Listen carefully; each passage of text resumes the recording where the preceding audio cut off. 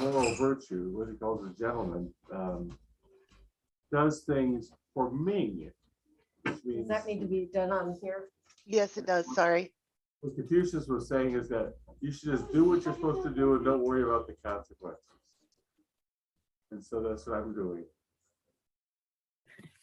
Confucius said, if my principles prevail, that's Ming. If they fall to the ground, that's Ming. And that's how I feel about today's presentation. Looks like we're gonna be all right though. So we just get us. You're gonna have to talk louder with your mask.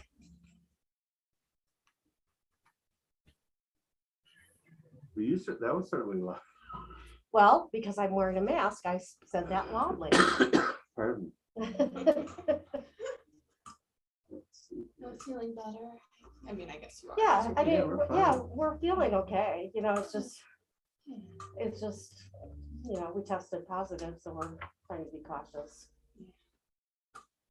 Let's start with this prayer from, you missed the whole thing.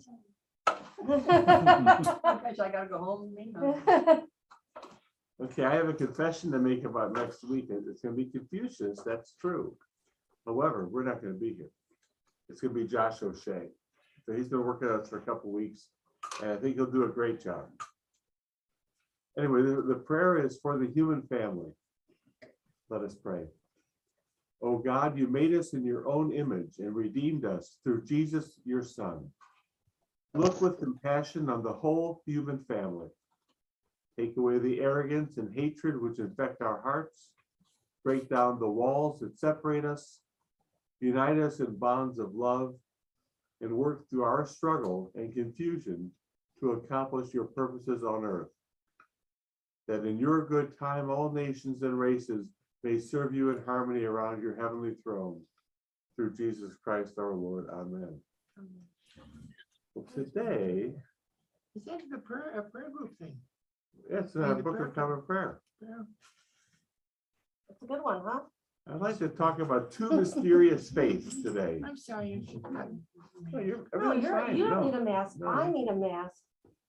And I just don't want to be too close to you because I don't want to make you sick, but I'm supposedly not infectious anymore. Well, is that really rational then? You're worried about making her sick if you're not? But you can- Yeah. If she gets sick, that's Ming. If Yes, she doesn't get sick, that's right. It's that's Ming. Ming. Ming either way. There are two faiths that everybody's heard the name, I think. Although I'm not sure if everybody's heard all of them. But anyway, at least one of them they've heard about, but almost nobody knows anything about, as far as I know. Millions of believers, but we're kind of ignorant about them, and sometimes with deadly consequences. Now, both of these began in India a long time ago. So can you guess which religion they are based on? Yes, Hinduism. Ooh, we get it. We listened for the last did. 5 weeks. Sorry. So we're looking at the Jains. They wouldn't hurt a fly, literally. They wouldn't hurt a fly. So who are the Jains? Before we get to the Jains, these are sadhus, and there's still sadhus in India. These are wandering holy men who are seeking enlightenment outside of the established Hindu faith.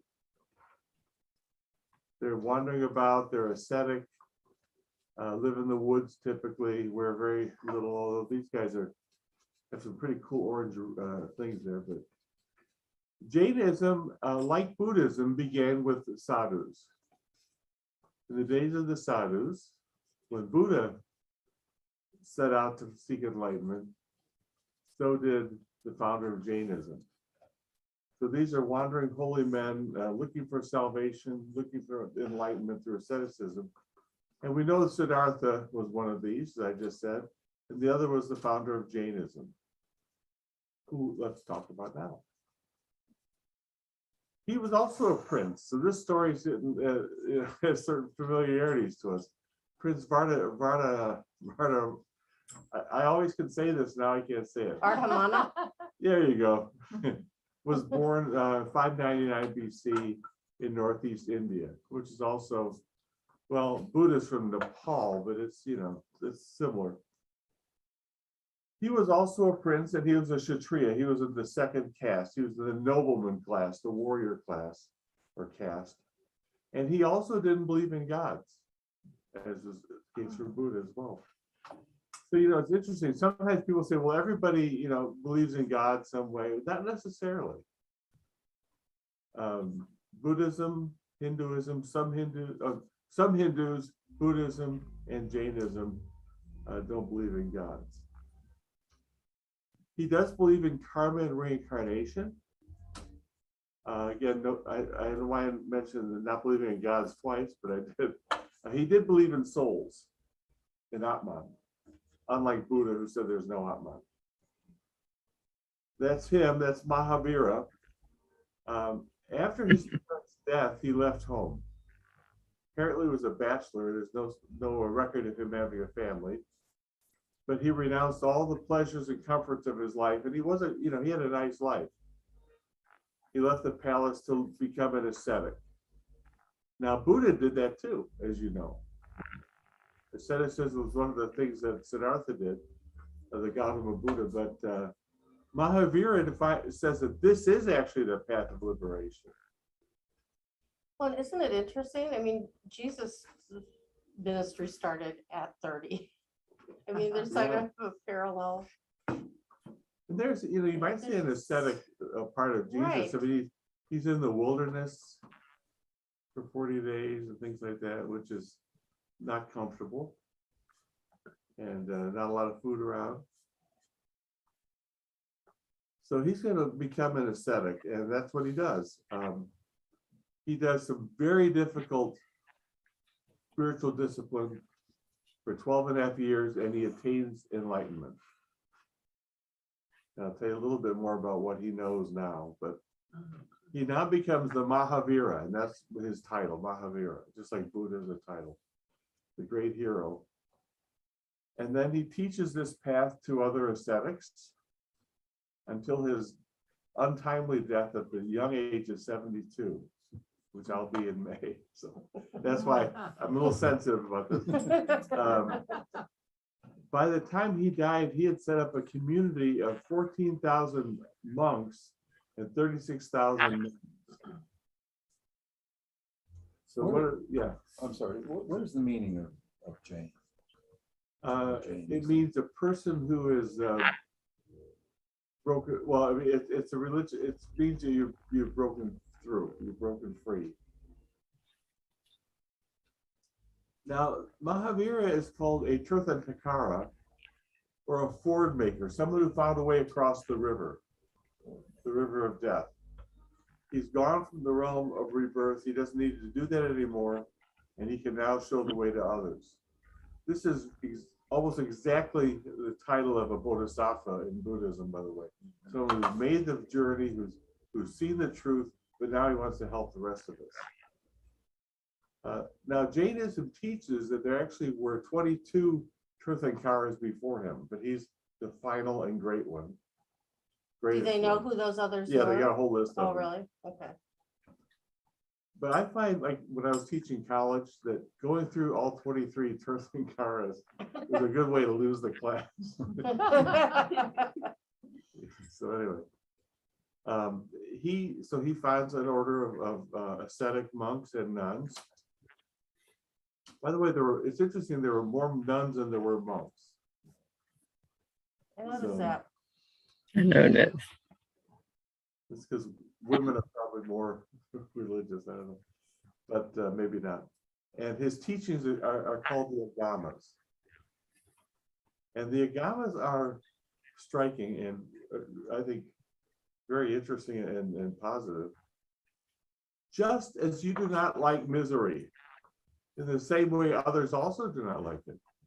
Knowing this, you should do unto them what you want them to do unto you.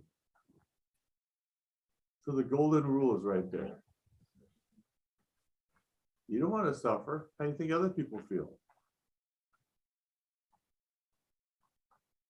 And he teaches the doctrine of ahimsa. Now, ahimsa is a Hindu principle, actually, but the Jains make it supreme. The essence of all knowledge consists in not committing violence. The doctrine of ahimsa is nothing but the observance of equality, the realization that just as I do not like misery, others do not like it. Knowing this, one should not kill anybody. So it's a pacifist religion. To kill any living being, not just humans, amounts to killing oneself. And the reason is that every living being has a soul. It's the same soul as we have. It's going through a different incarnation. So compassion to others is compassion to one's own self. Therefore, one should avoid violence like poison and thorn. Here's two things you want to avoid: poison and thorns. And violence would be number 3. So it's really like based on empathy. Yes, very strongly based on empathy. Imagine how you would feel, right? And as we'll see, Confucius has also an empathy-based golden rule. Live and allow others to live. Hurt no one. Life is dear to all living beings. Don't accumulate if you do not need. The excess of wealth in your hands is for the society, and you are the trustee. What do you say? Now, this is sounding like the Sermon on the Mount. Yeah, isn't that interesting? Don't accumulate if you don't need. All souls are equal and alike and have similar nature and character. And this is why he believes in equality of men and women, which was not a popular view in 500 BC anywhere. I was going to suggest that maybe the reason there were more nuns is that living as a nun was actually a Oh, better my- Yeah, it could be. than, And it wasn't a good life either. than living as a woman in that society. Right, I mean, it was a hard life, and you certainly don't have a lot to eat. To me, if I'm joining any religious order, I want to know what we have to eat. What's for dinner? But on the other hand, you've got a community, you've got a role in society. People, you have a respected role in Jain society. And so in that respect, it's a great opportunity. It's a really good point, Joyce. Anybody else have any thoughts about that? Well, just the emphasis on the equality of the sexes might be part of the reason that there were more women than men, more nuns than my time. So, Yeah. I mean, childbirth was more dangerous in the Yeah. past, so that's, And it's still dangerous today. it is still dangerous, yes. And then what everyone else said, basically. Good. Anger begets more anger. And forgiveness and love lead to more forgiveness and love. That's so true. I know, absolutely That's true. basically true, yes. When people are like, oh, I'm so mad at people, it just gets everybody more riled up. Right, he cut me off, I'm gonna Mhm, chase him. right. Yeah, Road rage. what's the point? Hey, Ashley and Kevin. We're talking about Jainism. Ahimsa, there's the symbol of ahimsa, which is the hand refusing to strike or do any violence. I think I mentioned that ahimsa is a Hindu moral principle. Jain monks and nuns do not even kill insects. For laity, there's a bit more latitude. I mean, Now, this doctrine, believe it or not, transformed America. America would be very different if it weren't for ahimsa. Now, Jainism, of course, develops this doctrine, and Gandhi, who himself was a Hindu, was very, very attracted to the doctrine of ahimsa that he got from the Jains, not from his own Hindu faith. And that was his basis of nonviolent resistance to the British Empire, which ended up freeing India. And Dr. King consulted with Gandhi and decided that that would be the way to try to bring about liberation for Black people in America. So it has an important role in our history. Yeah, Why is Jainism a distinct religion rather than a sect of? well, Hinduism? it would be a sect of Hinduism, and it could easily be, except that they don't accept the The Vedas. Vedas. Yeah. Okay, that's So the- they're what Hinduism calls Nastika or unorthodox, along with Buddhism. So that's a little interesting. Edna has a question. Edna, yes. Yes, the Jain food rules are such that it really causes them to be separated from others. Yeah. Good point. That makes sense. Thank you. Jains believe that souls are on a journey of reincarnation, just like Hindus. However, their notion of karma and souls is a little different. They virtually see karma as a physical crust that gets on the soul. Souls become crusty from karma. I don't even know what that means. Well, imagine your soul is a kind of, ball or something. Bad karma is like crud getting on there. And you've got to clean it off. And the way you clean it off is by avoiding harm and doing things to bring about good karma. Then the bad karma falls off. Okay, so it's something you want to get rid of. Oh, yeah, you don't That's want- what it means by the Right. crust, okay. How's that different from other concepts of karma? Well, what's unusual about it is that I think for Hinduism, karma is a kind of cosmic principle that governs what happens to souls through their lifetime. But this kind of personalizes it. Karma is stuck to you. It affects who you are. I feel like this also leaves more room for redemption over and over and over. If it's something you can slough off, then it's not something that's going to determine your eternal destiny and turn you into a bug in the next Right. life. So, Yeah, you don't want to be a bug. yeah, but Yeah, that makes sense. Yeah. If the good deeds remove the crust, you can, yeah. yeah. Whereas I think for Hinduism, karma is specifically about hoping that your next life will be a better one, or even that you'll be enlightened. Whereas here you can actually kind of see it happening or feel it happening. And I said every living being has a soul. And here's some Jain monks, and there are two kinds here. The ones in the top, you'll notice, don't have shirts on, and they don't have pants either. They're called Dingambara. The Dingambara are the sky clad. What do they wear? They wear the sky. They go naked. And they don't have the nuns in the Dingambara sect do wear clothes. They wear like a white robe. In Jain areas of India, it wouldn't be weird at all to see naked monks walking down the street. It just makes me think of the emperor's new clothes. Yeah. Like, do you see Yeah. the holiness on me? The Svetambara are the white clad, wear simple robes. And monks and nuns wear the same robes. And those are white clad there. And because they're out, they have masks on. Now, this is not a COVID thing.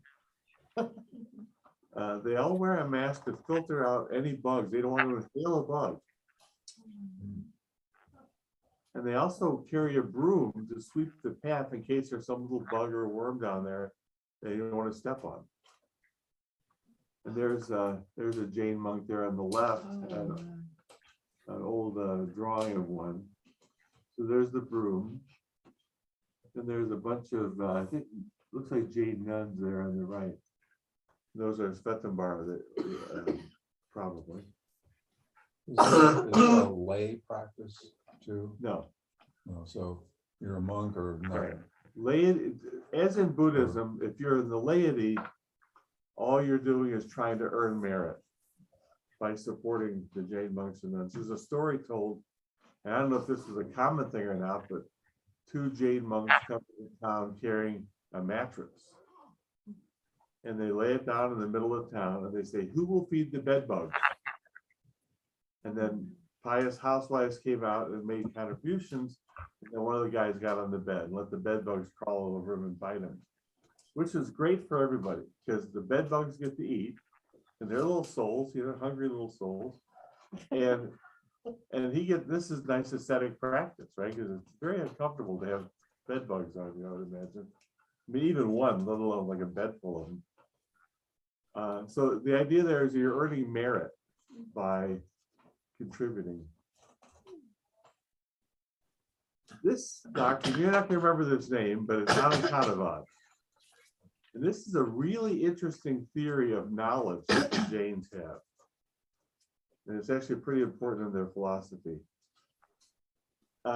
As you notice, I mean, even in this class, there are varying views on things, right? There's varying religions, there are varying perspectives. There are multiple conflicting viewpoints. They can't all be true. And each one depends on the individual, on your background, and how you were raised, things like that. We all have different points of view. What's true from one point of view is clearly not so true in another point of view. So what do we make? And this is not a big revelation. I mean, what the revelation is that this is normal. This is the human condition. This is how people are. We all have different points of view. We have different theories and so on. And the point is that nobody can grasp absolute truth from whatever their perspective is. We're all limited. Nobody has the truth. Even us, by the way. If I turn this back on the Jain and say, well, how about you? No, this is, apply that to this theory too. Well, how do you know what to embrace if that's the truth? You embrace what seems right to you, realizing that nobody has the whole truth. That what seems right to you is based on your viewpoint. Right. Is there an absolute truth? Yes. Absolute truth is the total sum of all these individual perspectives. And when Mahavira had his enlightenment, he got to see absolute truth. He was at a vantage point where he could look down and see all the different points of view and how they all fit together. However, we can't have it in this life. Nobody has absolute truth in this life. Well, what about the enlightened one? Well, yeah, then you're sort of not. You don't have absolute truth, but you can see absolute truth. When you become enlightened like Mahavira, hey Josh, you now can see it, but you're no longer on the human plane. Now, they came up with a notion that I know you've heard of, the blind men and the elephant, right? So there's the guy feeling the elephant's trunk and says, oh, the elephant's like a big snake. Another guy's feeling his leg. No, actually, it's a tree stump. And someone else saying, it's like a sheath of leather. Someone else says it's like a wall hitting the side of it. Someone with the tail, he's like a little mouse. They're all right. They're all correct. But none of them has the whole picture. The elephant looks rather distressed. Yeah, they're sort of cute though too. Yeah, a little bit like, what are you guys doing? Leave me alone. Which is probably true. Maybe when we argue over our individual truths instead of accepting that there are many, the world suffers. But that's certainly true, actually. A little bit about Jainism in the US. As of 2010, we had the most Jain temples of any country outside of India. Oh my goodness, wow. In fact, a third of the Jains who don't live in India live here. There are 200,000 Jains in America, and a lot of them are physicians, executives, scientists. Here are a couple of young Jains here. This one got the presidential award, the National Medal of Science, Rakesh Jain, for his work in cancer. So those are the Jains. So it's a kind of, if you're going to really follow the Jain path, you have to be a monk or a nun. Otherwise, you're in the laity and you don't really expect to have the same results that the monks and nuns are gonna have. So of these 200,000 in the US, they are all, the vast majority, lay people. Yeah, yeah, I'm not aware of any Jain monasteries in the US. That's a good question, actually. I've looked into, I'm able to find it. There is a Jain Society of Metropolitan Chicago, and they have a temple really close to here in Bartlett. Actually, it's also, it's on the same block there, I think. It's very close to a Hindu temple. Right. It was founded in 1970 and it wasn't this big. It's quite lovely. I've been there. It's quite spectacular. It has 1,800 members and people will come here for worship. There are, Is there a worship service of some kind? there's not like us, like we would have, like, are we get together at one time for worship? The Sikhs have that. But Jains don't. It's a little bit more like Hinduism, that it's mostly, unless there's a festival of some kind, it's mostly just families coming in and having a priest say a service for them. So this is the first significant Jain temple in the US, and now there are some nice ones in a variety of states. And here's some pictures inside the temple. So the statue on the left there is Mahavira, and the other statues are other fort builders. There's people making offerings to Mahavira there. Now, the Sikhism, A second, can Yeah. we stop before we talk about Sikhism? And we just can do ask- whatever we want. 'cause I wanna- There are no grown-ups here. Does everybody accept the name, the last name, Jane? Oh, like I the should- Doctor did? It's common also for Sikhism. In Sikhism, if you reach a certain level in the faith, if you're a man, your last name is Singh, S-I-N-G-H. Right. If you're a woman, your last name is Kaur, K-A-U-R. And that means lion or lioness. Okay. So remember years ago when we went to the house of a Yes. student worker, was his Yes, family they were Jain? Jains, yes, But their last name was Shah. yeah. Okay. It And was, they had all it's this the like, most fabulous house I've us- ever been in my life. we had our departmental Christmas party at the home of a student worker. And it was like this fabulous house in Oak Brook with all this original art. It was- Picassos and things, Yeah, yeah. it's- it was amazing, yeah. Oh, no. And I was thinking that that family was Jain. Yeah, they And were, were involved in this building of this temple. yeah. Oh. So that temple is pretty like 10 years, 13 years old. Well, see, it was built in said 1992, so. Because when I went to it, I do not remember it being that ornate. Yeah, probably. It's pretty ornate now. Okay. Yeah, I went to Brazil there last, it's been a while, but. I would take classes at the Hindu temple and the Sikh Gurdwara and so on, but. We didn't go to the Jain temple because there's only so many field trips you can do. Yeah. Before people start to wonder what kind of class this is. Sikhism, no, they're not Muslims. Yes, No, go the Hindu temple, we live in Bartlett, so we're close to both these Yes. spots. Mhm. The Hindu temple welcomes non-Hindu visitors, Jain also, yeah. Jains also. Okay. When we did our field trip there, we almost got the same reception from each one of them. Yeah. So we came in and at the Hindu place, they're like, "Welcome Hindus. Your faith fits in our faith. Yeah, right. Welcome." We were all like, Judson people were like, "What the hell?" One time I brought my Wheaton class to the Hindu temple in North Aurora. And the priest was doing some special service with one of the major statues there. And so he had us all getting close. And then he offered juice to the god and then gave us each a bit of the Mhm. juice. I thought, ooh, Right? Well, yeah, with us, it was rice. yeah. Mhm. So presenting it, and so it did feel a little funny. I'm like, I don't know, like it's not quite, even at that time, I wasn't like, oh, maybe this is actually a devil that they're worshiping. It's more like Right.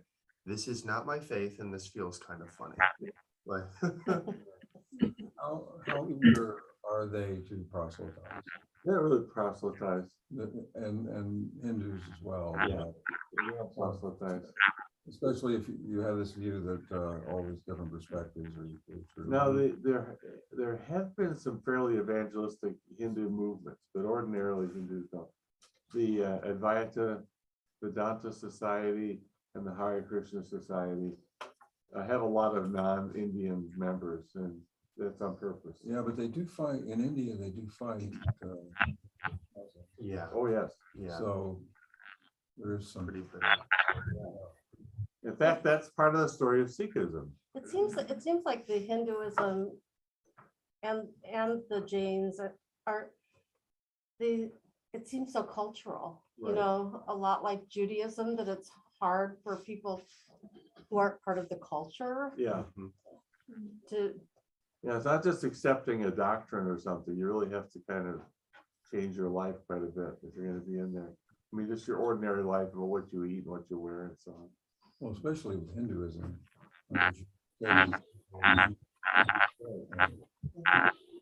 And if you're going to be a Hindu, you won't be eating any beef. I think you can eat some other animal things. If you're a Jain, you can't eat any kind of, you're a complete vegetarian. Or, And so for some people, that's a plus. I wouldn't really care for it.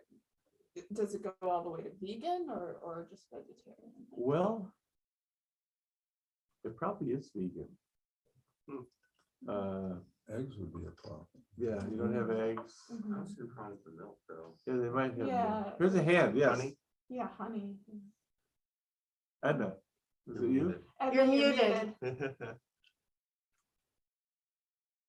And then Still. you're muted, Edna. Edna. All right. They don't eat carrots or onions. They don't eat root vegetables. Yeah, so I forgot about that. It's That's true. pretty good. Wow. Is it taking from something else? Is that the Hindus that don't, James. or the Jains? Okay. Jains. Okay. Yeah, maybe it is.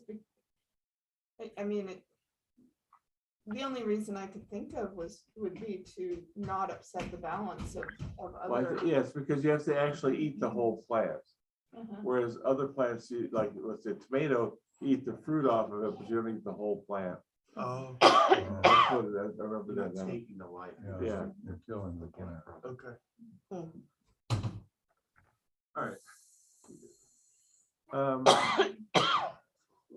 Sikhism was founded by the Guru Nanak. Now he's a whole lot later than the 500 BC stuff. Yeah. He's actually about 1500 AD. And he lived in the Punjab, which is in northern India. This is an area where Hindus and Muslims lived side by side and frequently fought. Although the mystics, the Hindu mystics and the Muslim mystics Mhm. hung out, they were very close and got along well, and most people didn't know which was which. But in any case, there were a lot of fights, you know, people burning down houses and attacking people. And this upset a lot of people, including Nanak.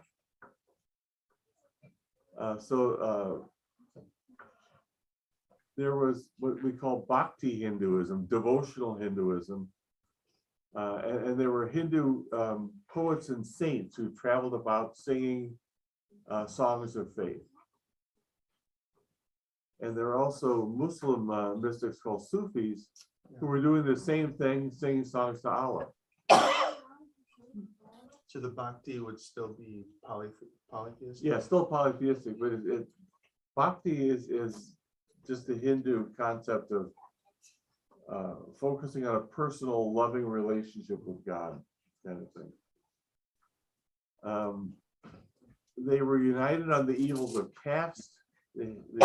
These holy men from both groups. They believed in human brotherhood, and they were opposed to what they saw as empty ritual being done in the Hindu temple. Guru Nanak was a Hindu, also from the Vaishya caste. He was not a prince, but he was middle class. His father was an accountant of crop revenue in the village. So they were, pretty comfortable in their life. That's him there being holy. He's a little boy there with the white sort of Halo. almost. halo and a halo. Yeah, that's him. He was interested in religious topics his whole life. And there are a lot of legends in Sikhism about his wonderful insights and how he astounded people. Think of Jesus at the temple when he was 13, that sort of thing. And here's some pictures of him confounding adults with his holiness and wisdom. Stupid kid. Yeah, so I tried to do that too, adults, they were by it. One morning, Nanak was on his way to work and he decided to take a bath in the river, and God showed up. God called on him to proclaim his name, proclaim my name, Nanak. And he gave him a cup of nectar to drink. And this is what God said to Nanak. Nanak, I am with thee. I don't know why they spoke in King James English, but God, no matter where he is, God speaks in King James English. It's Shakespeare. Yeah, God's- Shakespeare. Through thee will my name be magnified. Not God, is go into the world to pray and teach mankind how to pray. Be not sullied by the ways of the world. Let your life be one of praise of the word, charity, ablution, which is washing, ritual washing, service and prayer. Nanak, I give thee my pledge, let this be thy life's mission. Which, Nanak found that to be quite an experience. And so he said, there is one God. He is the supreme truth. He is the creator. He, the creator, rather, is without fear, without hate. He, the omnipresent, pervades the universe. He is not born, nor does he die to be born again. So he's clearly a monotheist. Right? And kind of pushing out, or I don't know if it was deliberate, but it's like both, like not anti, but I'll say anti-reincarnation and resurrection. Yeah, no resurrection. I don't think they even Just refer to that, but so not even, at least for God, there's no reincarnation.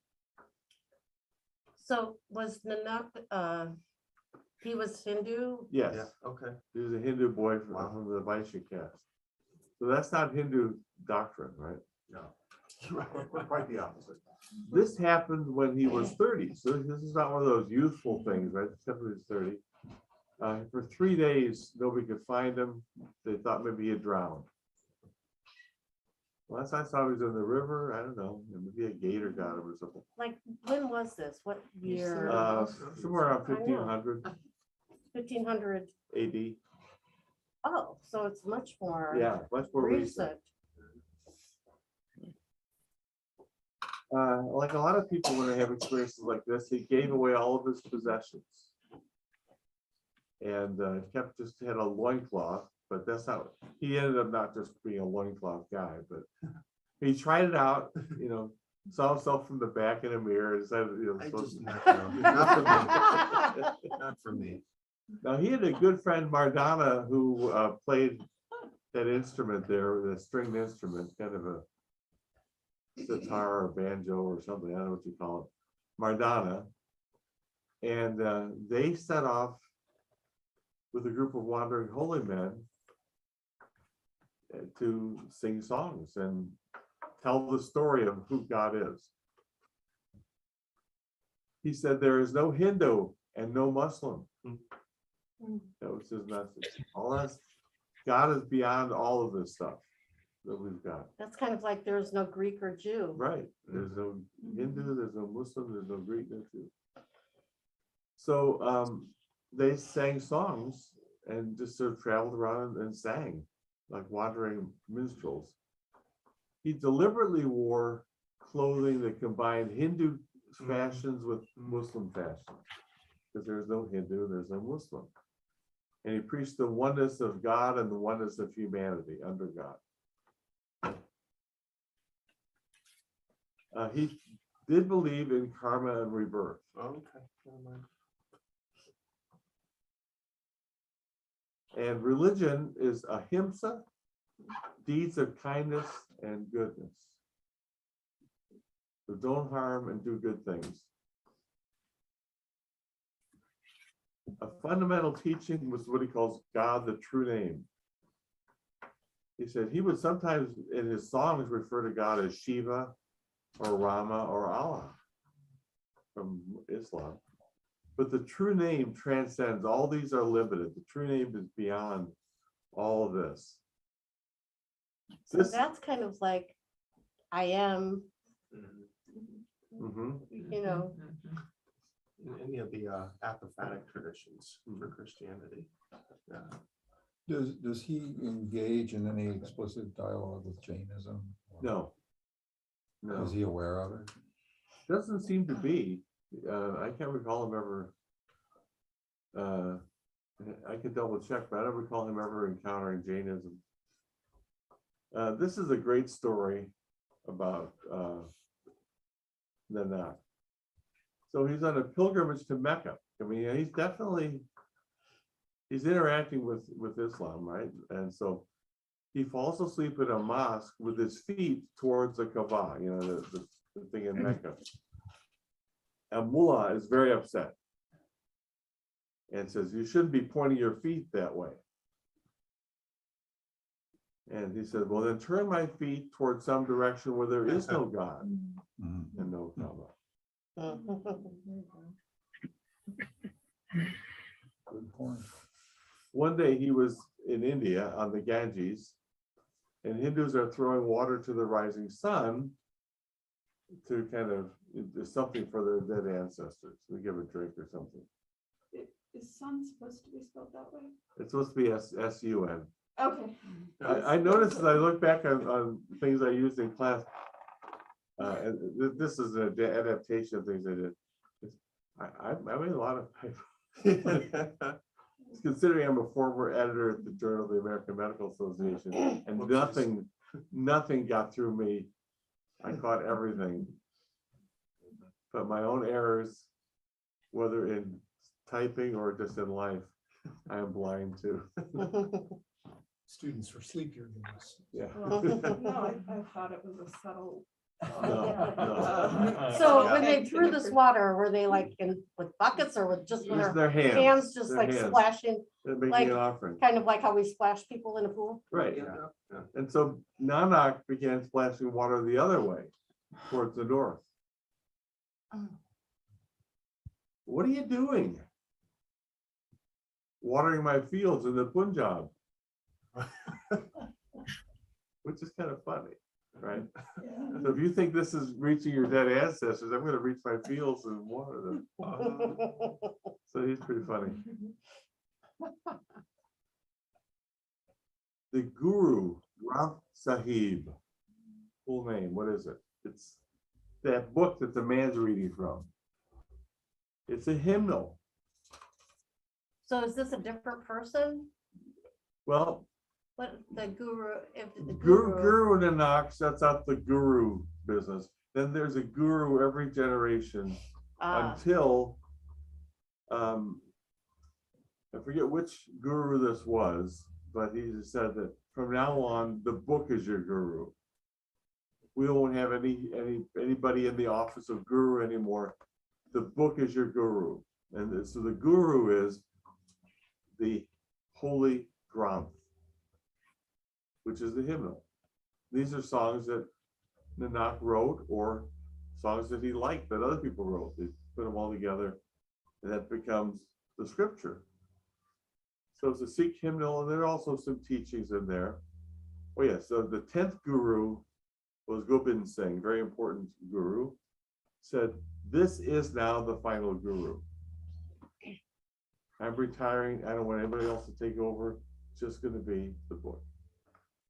It's a sacred book. It's divine. It speaks the words of God to you. And this is a center of Sikh devotion and worship. It's interesting. A couple of times I brought a class to the Gurdwara, and Which is located, in Wheaton on Creekside.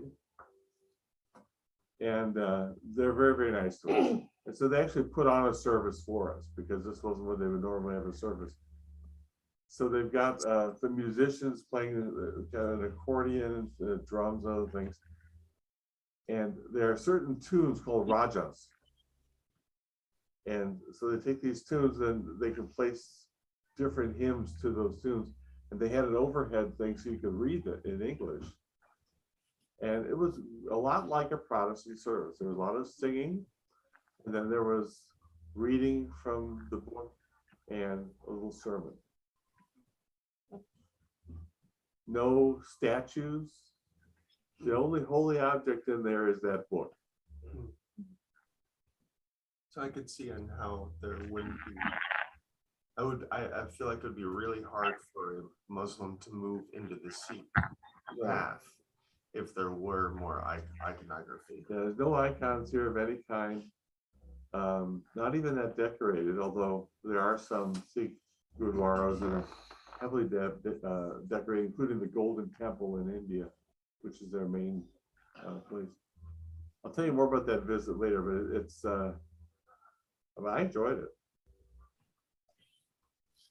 There are some other books as well, some various gurus, commentaries and things. So the basic teachings of the Granth, the oneness of God. You need a guru to direct your spiritual life. You can't do it on your own. You need guidance. Empty ceremony should be gotten rid of. Caste is no good. We need to drop caste. Drop asceticism also. God doesn't want you to be an ascetic. And just live a quiet, meditative life. Just, or as scripture would say, living soberly, righteously, and godly in this present world. Titus 2:11-13, which I have memorized. Because I grew up in a church where they gave you a King James Bible and said, memorize it. And I did. A quick word on Sikhism and war. Nanak said, no one is my enemy. No one is a foreigner. With all, I am at peace. God within us renders us incapable of hate and prejudice. There's Guru Nanak there, and there are some Sikh soldiers. And Sikhs are actually famous for their military prowess. How did that happen? He taught his followers to live in peace. Well, the form of Islam that they were encountering in those days wasn't willing to live in peace with them, and would kill Hindus and Sikhs. And so one of the gurus came along and said, you know, it's time for us to fight. It was, in fact, Guru Gobind Singh says, when all efforts to restore peace prove useless and no words avail, lawful is the flash of steel. I mean, but you first must make every effort to avoid violence. But if you cannot avoid violence, it's okay, it's permissible to use military force. It is right to draw the sword. And here are some Sikh soldiers today. You see they have big swords. So that's a little bit about their attitude towards violence. Starts out pacifistic under Nanak, but because of constantly being killed all the time, they decided, and other people being killed that they wanted to defend, they decided it's okay to be soldiers. And so they have Sikh armies. So are they sponsored by their religious institution, not the government? Right. They're not, in fact, the government eventually, there was actually an area controlled by the Sikhs, and the Indian government defeated them. so are the Sikhs the ones that have the little dagger? Yes. A little bit about that. Your print is getting smaller I and know. smaller. I know. These are the things. There's something called the Khalsa. KHALSA. Being a fully initiated Sikh, and the main thing about becoming a member of the Khalsa is that you have a ritual baptism that they do, and you have communion of a sort. They give you nectar like Guru Nanak had, and sweet bread. So actually, I would like that. So those are the things that you get when you become a member of the Khalsa. You have kesh, which is uncut hair. Your hair represents spiritual power. It's a symbol. It's not magical, but you should not cut your hair. Let it grow. And Is that for men and women? yes. And the kashki rather is a small turban that you wear. So you basically wrap your hair up in the turban. And beards too. And the beard. And then you wear special uniform underwear called the kachara. Kind of like the Mormons. Yeah. You have a kirpan, which is a dagger, a kanga, which is a hair comb, and a kara, which is an iron bracelet. And all these have symbolism. So you have this ritual baptism, you have this sacred meal, and then you recite the basic elements of the faith, then you're in the Khalsa. Now you don't have to be in the Khalsa. But if you choose to be in the Khalsa, then you go through those steps. And that's considered, if you can, that's something you should do. So there's a man there wearing his kesh, he has his kirpan, he has his kanga, his kachara, his kara, and also, it doesn't say this, but he has his keshki too, his turban. Well, it shows so the comb is like to hold the Yeah, hair. it's in there. It's the man bun. Mhm. So since the We see a Indian lot of that government today. doesn't allow them to engage in combat Right. anymore, so what do they do? Someone had a thought So there? is it just A lot of them have served in special units in the British Army in Right. various wars. And there are a number of US troops, and they have special dispensation to wear the turban. So I've seen soldiers with camo turbans. And that's acceptable in the US military now. And they were famous for their combat skills. They're highly respected. They just got overwhelmed. The Indian Army is so much larger. What's the purpose of the dagger? Be prepared to defend the innocent whenever it needs to be. So you pull it out and stick somebody with it. What else do they use? I mean, swords? How else Yeah. do they? Well, sword, yeah. In fact, there was a. Or if they're in the actual military, they Yeah. would use Right, whatever you see it. military. So there's some They guys with use. swords. You can see those are long swords there. So those are the things there, the kaga, the kesh, the kara, the kirpan, the kashara.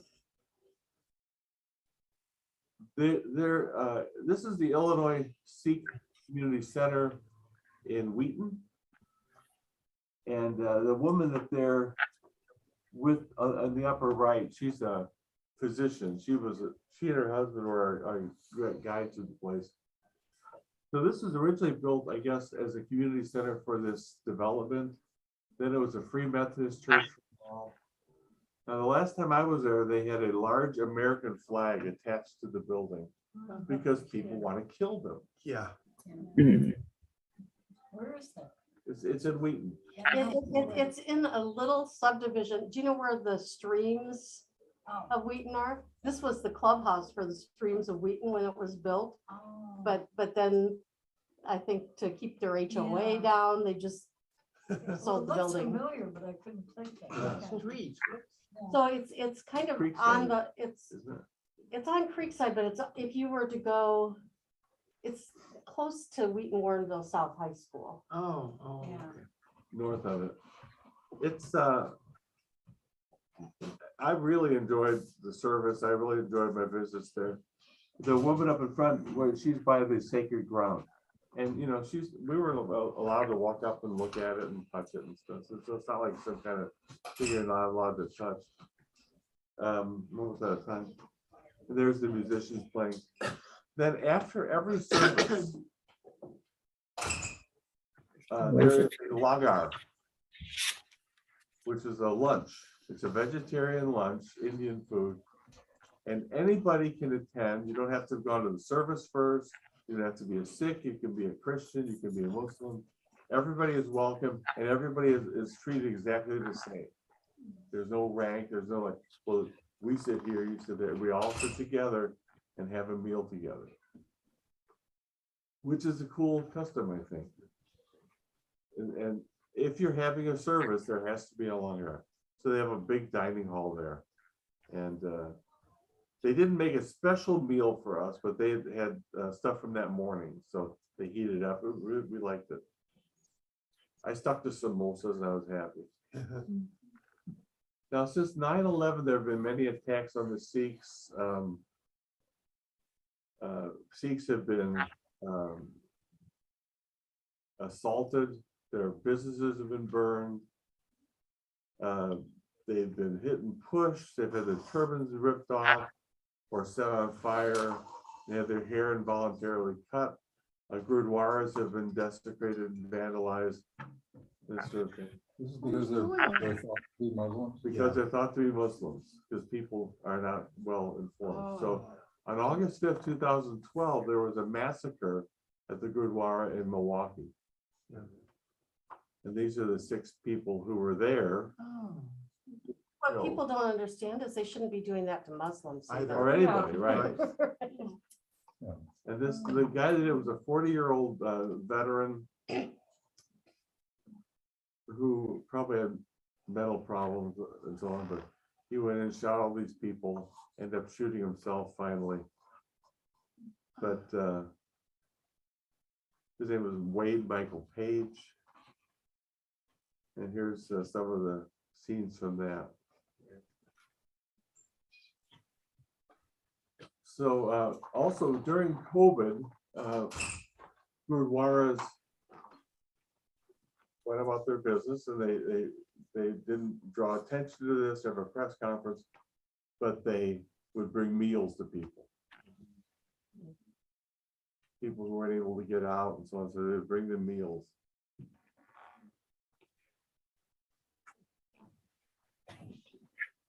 So that's that. So that's the Sikhs. So both of these religions come out of Hinduism, but go in very different directions. Jainism really picks up on the ascetic theme, and Sikhs enlightenment through self-denial and things of that sort. Sikhism takes a different approach and becomes monotheistic. More than. Yeah, completely monotheistic. There's one God. The rest of it are just different names you can use, but there's only one God that really is there. We can call him, Vishnu, but it's the one God.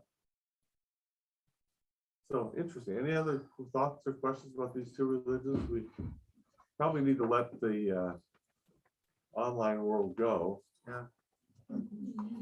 But we can still talk a little bit. Any questions about this or anything you want to know more about? Or I just have a comment. One of the things I respect the most about the Sikhs is that they don't advertise what they do. right. Kind of like, don't let your right hand know what your left Yeah. hand's doing. They do so much for their communities and just helping people out. Oh, right. Providing food specifically so people don't starve to death in situations where they normally would be able to get in. And they don't ask for any sort of accolades or any sort of recompense. They just do it because that's what you should do. Service is, I didn't mention this before, but service is a major value for Sikhs.